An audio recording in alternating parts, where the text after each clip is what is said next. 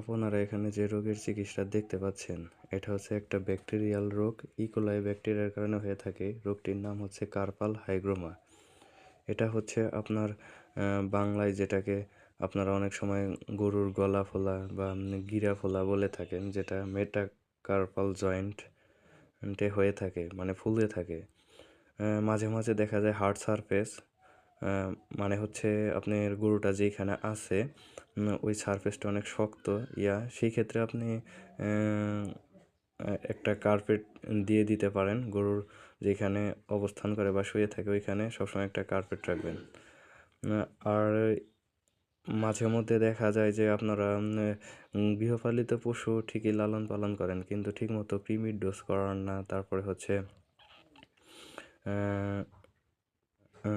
মানে কেয়ারিংয়ের যে আপনাদের একটা অযত্ন থাকে, সেই ক্ষেত্রে আপনারা পশু পাখি যাই পালেন না কেন সবসময় একটু সেবা যত্ন ঠিকমতো করবেন।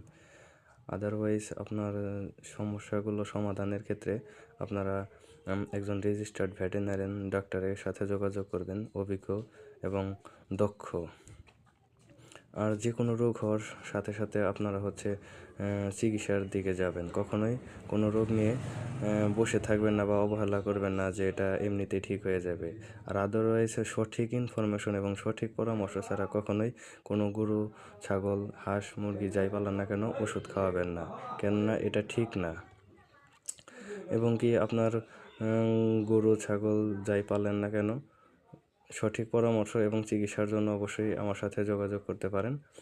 এবং আপনার গৃহপালিত পশু পাখি যাই পালেন সবসময় কেয়ার, যত্ন এবং